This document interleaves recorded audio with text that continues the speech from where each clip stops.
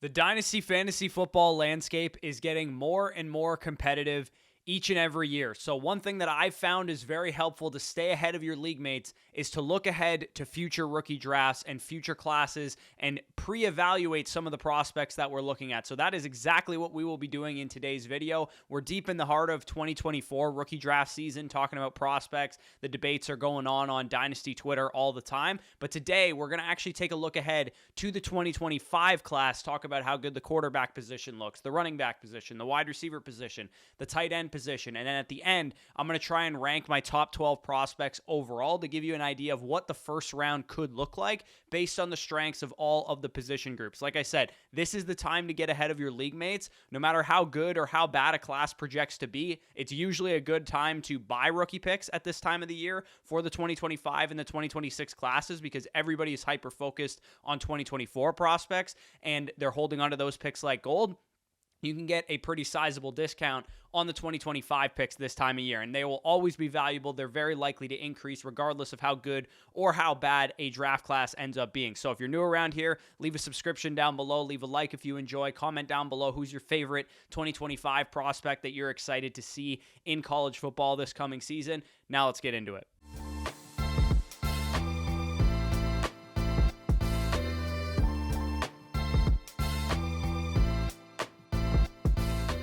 All right, so if you skip the intro, the format that I'm going to be doing in this video, basically, we're going to go through and we're going to talk about each position group. We're going to go through the quarterbacks, the running backs, the wide receivers, and the tight ends. I'm going to give an overview of the class, talk about a couple individual like player prospect profiles, like really short, condensed versions of them for now because there's a whole college football season to go. We don't really know what these prospects are yet, but we can get a good idea of what they would be in terms of like draft prospects if they were eligible this year by looking at their sophomore numbers, their junior numbers, whatever class of prospect they end up being. So the quarterback position, Daniel Jeremiah is the reason I actually put out this video because this tweet actually prompted the idea for it. He said, I believe we'll see 4 to 5 teams looking to move up for a quarterback over the next few months for a 2024 quarterback prospect. And he said teams aren't excited about next year's class. So that prompted me to look ahead to this class and kind of see what we're looking at the quarterback position, the running back, and the wide receiver and the tight end position. So with the quarterback position, I've made this table. You guys can see it on the screen right now.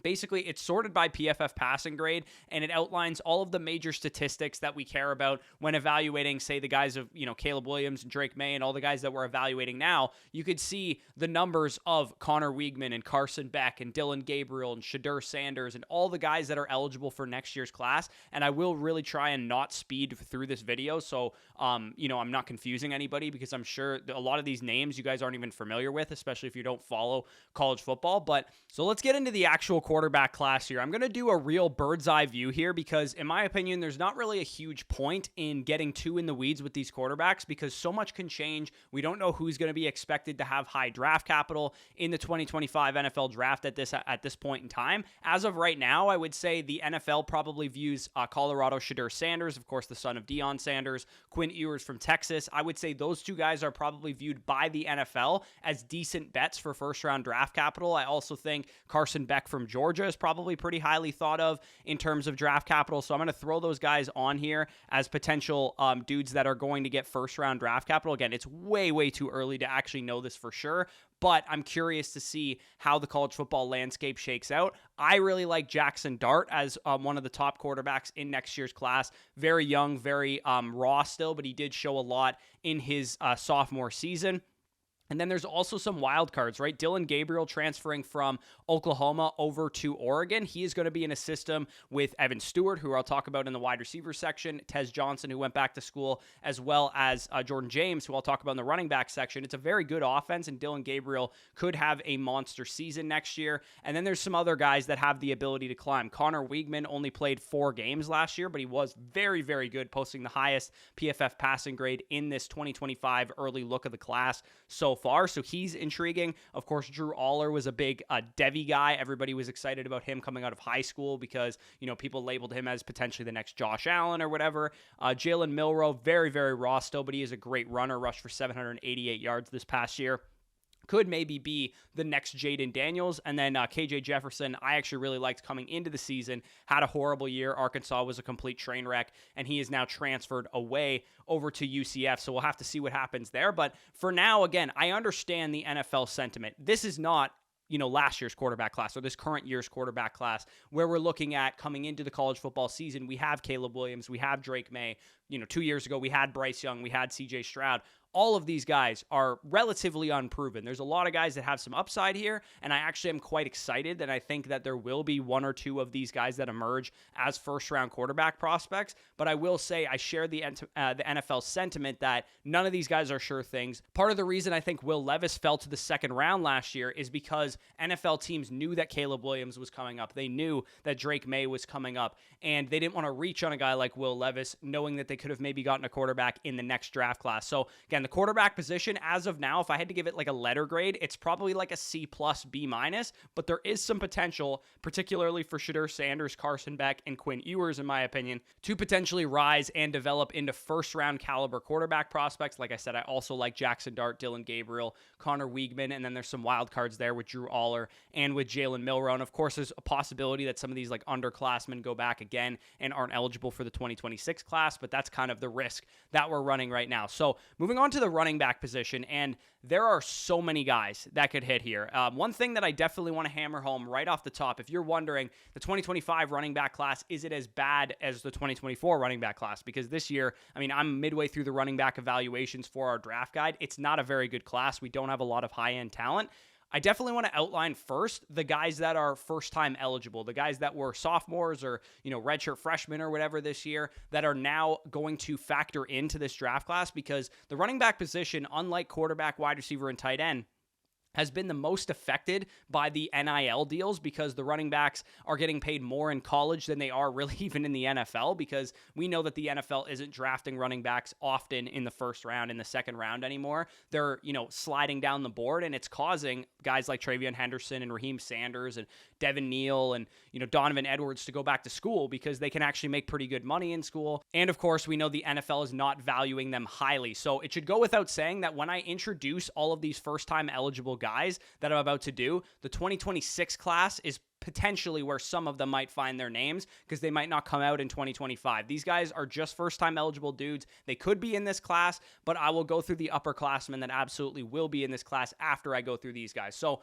a lot of good first-time eligible dudes this year. So let me make that absolutely clear. If these guys have good seasons this year, it's very likely they would come out as juniors or as redshirt sophomores. And of course, as dynasty players, we know that that's a notch in their prospect profile. We want to see very young running backs at 20, 21, 21 and a half, 22 years old come into the NFL, because they have a long shelf life that way. And the crown jewel of this class since, really the 2022 college football season is Quinshon Judkins, formerly of Ole Miss, now of Ohio State. He's 5'11", 210 pounds. He reached 22.5 miles per hour on a run this year. So we're looking at a guy who's big enough to be a stud running back in the NFL. He's fast enough. He's athletic. He knows how to run the ball as well. 90.7 PFF rushing grade and 1,600 yards as a true freshman in the SEC for Ole Miss, SEC Freshman of the Year in 2022. 29% missed tackles forced rate, 26 targets this past year. He's got to get his efficiency up. He only ran for 4.3 yards per carry in 2023, but him transferring to Ohio State will definitely help with that, because at Ole Miss, he was pretty much the centerpiece of the offense. So Quinshon Judkins is the guy that everybody had their eye on. If you guys play in devy leagues, I'm sure you know who he is. The other name that's been well associated with the 2025 running back class is Nick Singleton from Penn State. Singleton, in my opinion, when you look at the numbers, he's a little bit overrated. He was the number one running back coming out of high school that was set to be in the 2025 draft. He was a highly decorated 5-star recruit 2 years ago, but he has just a 17% missed tackles forced rate in college football over his career, 3.67 yards after contact per attempt, and only a 72.2 PFF rushing grade in 2023. So with these two guys, I'm quite excited about them in terms of their overall, like what they've done as freshmen and what they've done to this point. He did have 30 targets this year, Singleton, and a 73.3 receiving grade and 1.57 yards per route run. He's listed 6 foot, 224 pounds, and he's reached 22 miles per hour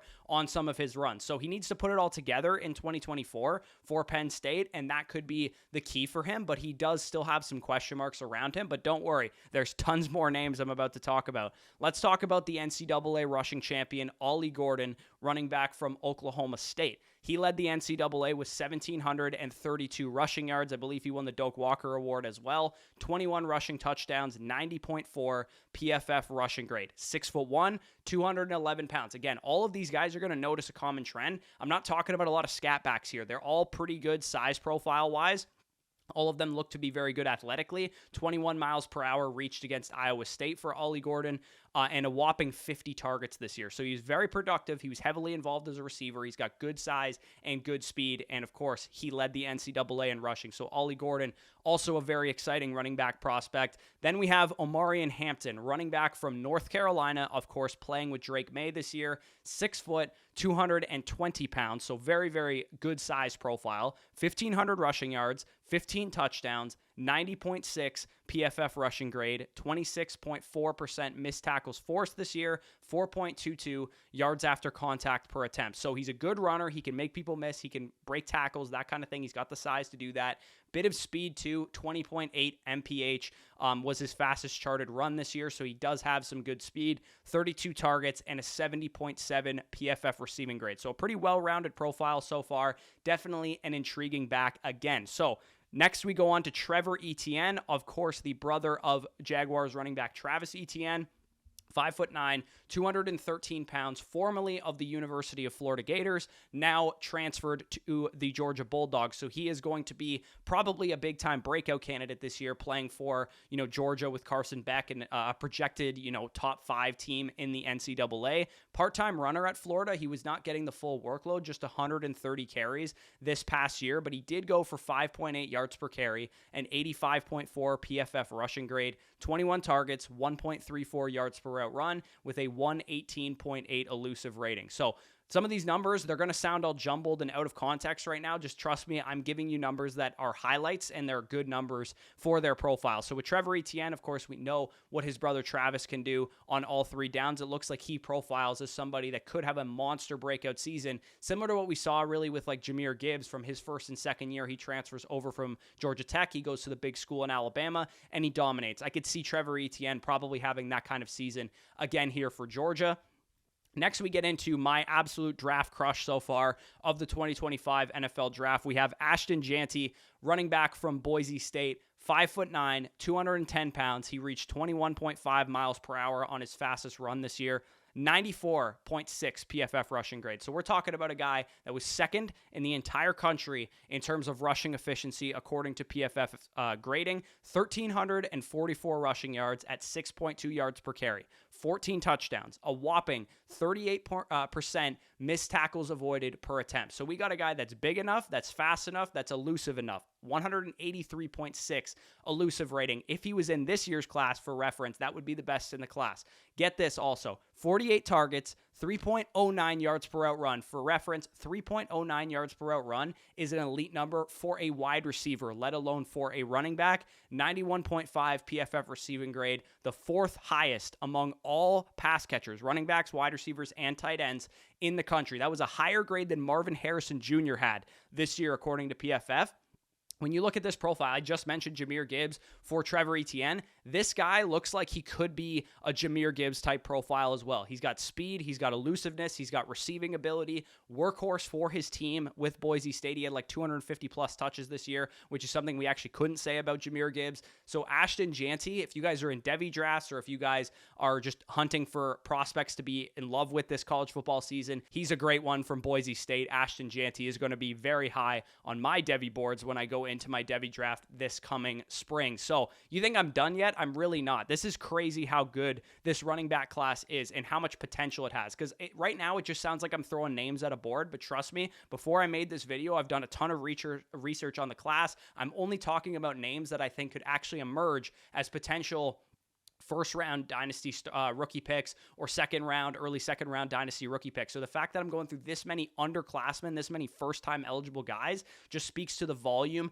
of great running backs in this class. If you go to the PFF rushing grades this year, you're going to see that list, the high end potential of that list, was dominated by underclassmen. We didn't have a whole lot of guys, Jonathan Brooks and Trey Benson aside, that were putting up monster numbers as draft eligible dudes this year. So Jordan James, running back from Oregon, of course, working behind Bucky Irving, who is in this year's class, 5'10", 205 pounds, 94.8 PFF rushing grade. That was the best in the country, just ahead of Ashton Janty.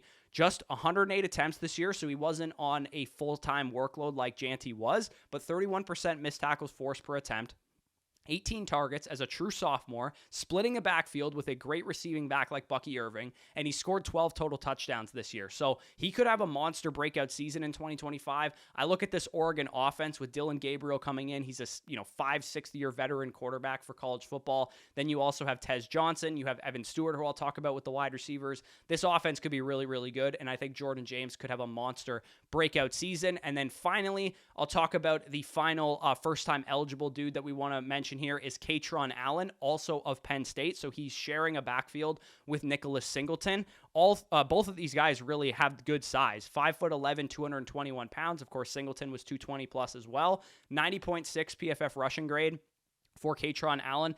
24.5% missed tackles force rate. He's a little bit more of a thumper. He doesn't have a whole lot of receiving production, but he has been really, really efficient on his carries. So even though Nick Singleton is the guy in this backfield that everybody's excited about, I think Katron Allen, on paper, his rushing profile looks actually better than what Nick Singleton's look like. So this could be a situation we saw back in 2019 when we had Damian Harris and Josh Jacobs, or, similar situation to Sony Michel and Nick Chubb. We don't exactly know how good of prospects these guys will be yet, but the fact that both of them are solid draft eligible projections is something that we have to be excited about. And of course, it's also possible that if one comes out for the draft, one goes back to school, whatever the case may be. So you might be thinking at this point in the video that the 2024 running back class was also hyped up to a high degree. I'm not falling for it this time, right? We were talking about this class last year, the current class that we're dealing with, as potentially a great 2024 running back class.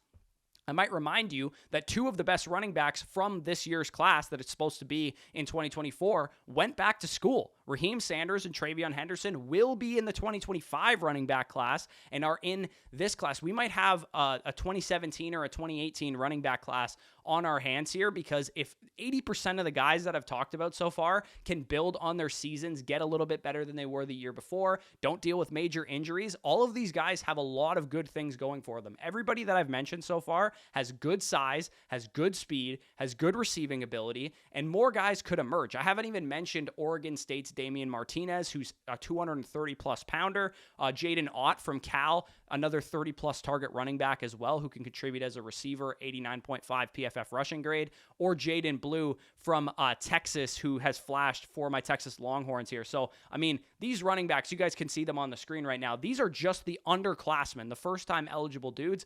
I will add in the guys that we had go back to school who should have been in the 2024 running back class. So the first-time eligible guys could really carry this class, and of course we prefer that as dynasty players, but the upperclassmen can add as well. So let's throw in Travion Henderson, running back from Ohio State. He was expected to be in contention for RB1 in the 2024 class. He's 5'10", 212 pounds, freshman stud, as we all remember with CJ Stroud and all those guys. He dealt with injuries each of the last 2 years, and he has a backfield mate now with Quinshon Judkins coming in, but that should keep him fresh. That should keep him healthy. Again, similar to what I just said with the two Penn State guys, we could have a Nick Chubb, Sony Michel situation, or we could have a Josh Jacobs, Damian Harris situation, because Henderson still had an 89.9 PFF rushing grade this past year, and 23 targets, and a 73.6 PFF receiving grade. So I personally would have come out for the draft if I was Henderson, especially knowing that Judkins had transferred in, and it's a weaker class in 2024 than it will be in 2025. But regardless, he's going to add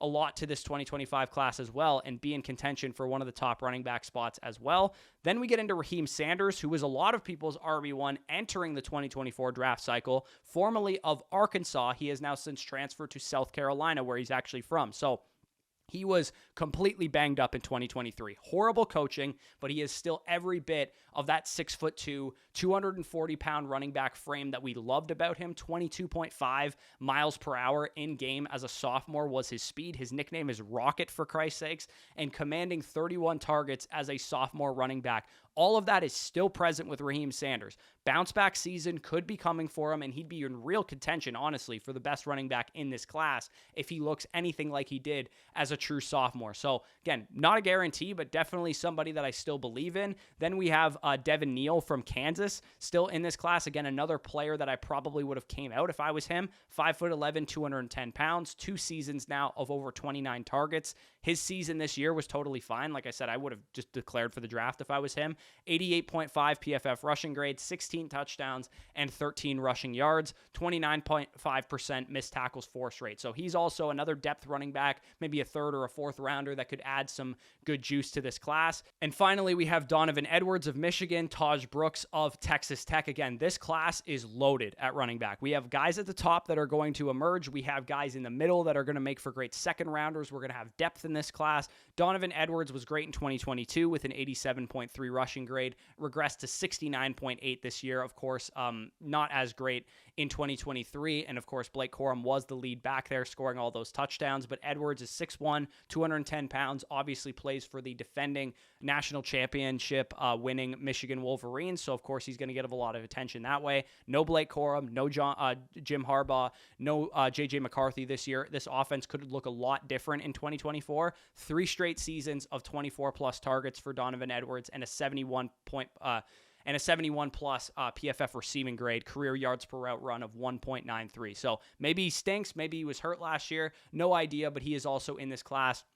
And then Taj Brooks, again, a similar profile to like a thumping running back like a Brian Robinson. Very highly graded rusher this year, top 15 in the country. So he is also very interesting. He has the size to carry a big workload. So again, when you look at these running backs, you see a lot of guys with receiving upside. You see a lot of guys that are great athletes. You see a lot of guys at big programs, a lot of guys that can break off long runs. Like, this is a very, very good running back class on the surface. Some of these guys are going to go back to school and be in the 2026 class. But on the surface, if a lot of these guys perform this year, if we get another great year out of Quinshon Judkins, Nick Singleton, Ollie Gordon, Amarian Hampton, Trevor Etienne, all these dudes, then we're going to have a loaded first round of Dynasty rookie drafts for those of you guys that are desperately in need of running back talent, which I'm sure is a lot of your Dynasty rosters right now. So let's move on to the wide receiver position. It is definitely a more underwhelming group than this year by far. Also a more underwhelming group than 2022 and 2021. This group has some good guys at the top, so I don't want to bury the lead here, but Luther Burden is probably the best prospect in this draft regardless of position. I would say he is the crown jewel of the class right now. 5'11", 208 pounds, wide receiver from the Missouri Tigers. True sophomore in 2023, he was third in the country with a 91.0 PFF receiving grade, just behind the likes of Malik Neighbors. 1,200 yards and 9 touchdowns, 3.29 yards per route run, 8.4 yards after catch per reception, averaged over 14 yards per reception on a pretty shallow, role as the number 1 receiver there for Mizzou at 8.7 average depth of target. So he's very explosive in the numbers. His profile on paper looks very ironclad. SEC production, 32% target share, early declare, 9 of the 21 receiving touchdowns for the team last year. He's the crown jewel of this class as of right now, especially at the wide receiver position. Then we have Emeka Egbuka, who, of course, I've done a lot of work on already because I thought he was going to be in 2024's class. He produced alongside Marvin Harrison as a true sophomore last year. When healthy in 2023, he was still solid, but not the greatest season out of Emeka Egbuka. In 2023, he was banged up. He needs a bounce back in 2024. Now as the number 1 receiver for that Ohio State offense. He was a 95th percentile separator in 2022 as a sophomore, 97.5 grade versus zone coverage as well. Very confident in Emeka Egbuka in projecting a bounce back. I feel like he will be a very highly decorated prospect in 2025 early rookie drafts. If you're getting an early to mid first rounder in trades right now, there's a good chance Luther Burden, Emeka Egbuka, these are the guys that you're assigning that value to. Whoever quarterback 1 is also would mix into that conversation as well. Then we have Teteroa McMillan. I really don't know how to pronounce this guy's name, but what I do know about him is that his profile is stacking up pretty well with these top 2 guys. 6'5", 205 pounds, true sophomore, 89.1 PFF receiving grade. That was like top 10, top 15 in the country. 28% target share this year, alongside Jacob Cowing, who is in the 2024 class, who's a 5-year redshirt senior who's been productive for multiple years at multiple schools. So knowing that he outproduced him as a true sophomore is very, very impressive. And Cowing will probably be drafted in like the 3rd, 4th, 5th round of the actual NFL draft this year. So he's outproducing NFL talent. He's big. He's got speed by the looks of it as well. 2.79 yards per route run as a true sophomore. Again, another guy whose profile is starting to stack up very nicely. So he right now currently is probably my wide receiver 3 in this class. Next, we have Evan Stewart, who formerly of Texas A&M, now plays with Dillon Gabriel, with Tez Johnson, with Jordan James at Oregon. He is small. He's 5'11", 170 pounds. He was banged up in 2023, only played 8 games, but he did have over 500 yards still, 4 touchdowns after producing a great freshman season, which got him on the devy radar, 600 plus yards as a true freshman. He's going to be in a very breakout friendly atmosphere, which is why I think he's a good guy to project as like a, potential riser going into this class, because he's going to Dillon Gabriel is an experienced quarterback. We saw what an experienced quarterback at Oregon can do this past year with Bo Nix, what he's done for Troy Franklin,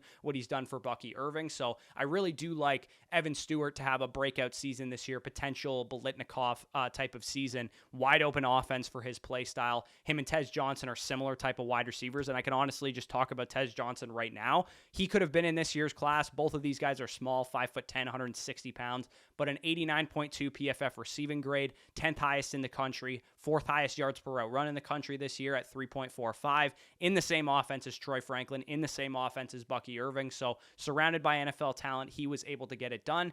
Next, we have Travis Hunter, who, of course, we don't even know if he's going to play wide receiver. He goes to Colorado. He plays both sides of the ball. He's one of the few guys that you can ever say that about, really. I think personally he's going to end up playing defensive back in the NFL because I think he's a better corner than he is a receiver. But still, if he does play wide receiver, 6'1", 185 pounds, definitely a great athlete, a great shifty athlete, kind of like Laviska Shenault-esque, kind of a lazy comp that he goes to Colorado. But I could see that type of play style comparison for him. But again, I think he's going to end up playing defensive back, so he probably won't end up being a fantasy relevant prospect. But if you guys play in IDP leagues, he might be an absolute cheat code if he plays on both sides of the ball in the NFL. And then these last couple guys, I'll just throw them in here. Isaiah Bond, formerly of Alabama, now of Texas. Torrey Horton of Colorado State. We have Trey Harris of Ole Miss. We have, Dorian Singer transferred away from USC. There's a bunch of names here. None of them really stand out to me as exciting. Isaiah Bond's a little undersized, not very efficient. Torrey Horton is good, 6'2", 190 pounds, 86.9 receiving grade, but he goes to a small school. So, you don't really want to trust those numbers completely. He's going to be a 5-year player as well. Wish he would have come out this year, potentially as like a day 3 guy.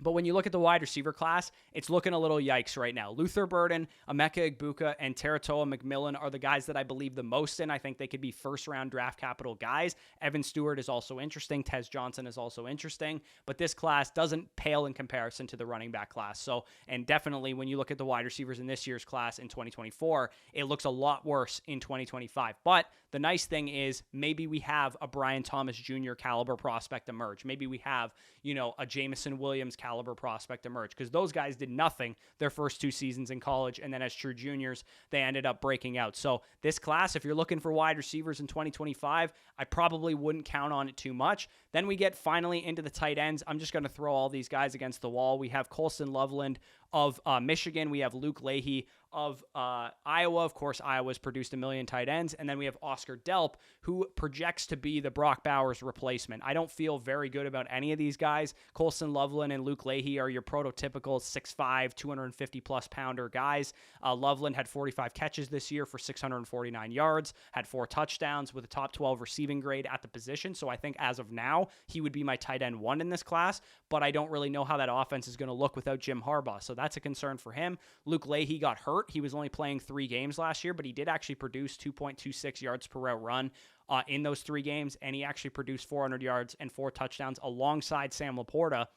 back in 2022. So he's definitely going to be interesting. And then Delp, you're kind of just projecting that breakout from him with Bowers leaving. With Mitchell Evans at Notre Dame, you're kind of projecting a mini breakout with Michael Mayer now gone. He had a pretty decent season this year. So overall, when you look at this class, if I had to give kind of letter grades to every position group, I would say this quarterback position is looking definitely worse than this year. It's like a C+, B-, but I have pretty decent faith here that there's enough here to have 2 or 3 first-round quarterbacks emerge. I don't think we're just throwing random guys at the wall and projecting that they take a step forward. I think that Shedeur Sanders is a good enough prospect to emerge as a first-round guy. I think Carson Beck has potential. I think that Quinn Ewers has potential. Jackson Dart, Dylan Gabriel, Connor Wiegman, all these guys, none of them are sure bets right now, but I will say I think that 1 or 2 of them, maybe 3 if we're lucky, maybe 4 if we're really lucky, emerge as first-round caliber quarterbacks. The running back class, this is an A+ class. The running backs at the top are very, very good. The juniors that are going to be coming in as first-year eligibles have a chance to really, really carry this class. It's perfect timing, too. When you think about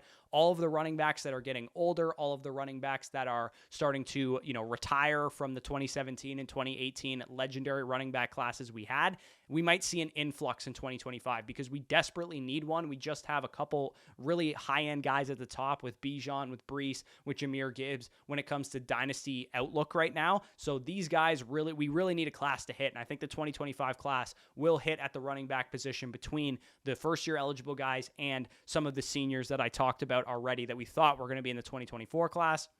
The wide receiver position, we have to hope and pray that some more guys emerge because right now it looks very shallow. It looks like 4 guys, Luther Burden being the best of those 4, Emeka Egbuka and McMillan being pretty solid but not anything special, and then Evan Stewart, good but undersized, and then the tight ends, I mean, who the hell knows? There's no Mayer, there's no Brock Bowers, there's no somebody that we know of entering the season that I would say just go with, that guy. He's going to be the crown jewel of the tight end class, and usually when you don't have a guy like that, the class is probably not going to be very good. So this class is absolutely worse than 2024, but what it's going to be good for is if you're building a house money team right now, which house money means you have a quarterback,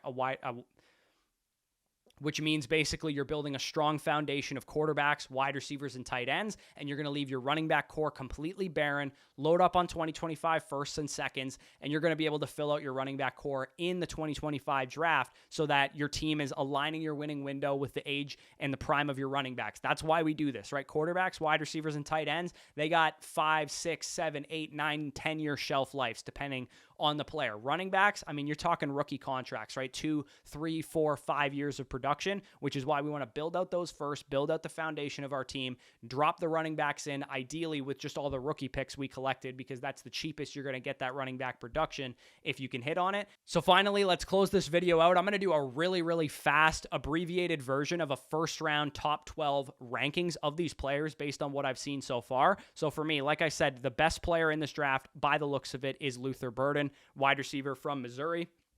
I do believe the quarterback with the best chance of getting first-round draft capital is Shedeur Sanders. A lot of early mock drafts have him going first overall or top 5, so I'm going to put him here at the 102 in this class. I feel very good about Emeka Egbuka still, so I'm going to put him at 103. Then we're going to throw Quinshon Judkins here at 104. I love me some Ashton Jeanty, so I'm throwing him here at 105. Then I like a lot of these other running backs too. I mean, I could go with any one of these dudes. I could go with Carson Beck or Quinn Ewers. I think I'm just going to pound out the running back position by going Nick Singleton here, Ollie Gordon here, and then we're going to go with Hampton there, and we're going to go with Trevor Etienne there. So look, again, just look at how many running backs I think are better than the rest of the prospects in this draft. Then we'll go Carson Beck and Quinn Ewers to close out the top, 10 players or so in this draft. And then towards the end of the first round, let's tack on here McMillan and Evan Stewart. So basically, again, when you're looking at the makeup of the top 12 picks of 2025 rookie drafts, I think we could see as many as 5,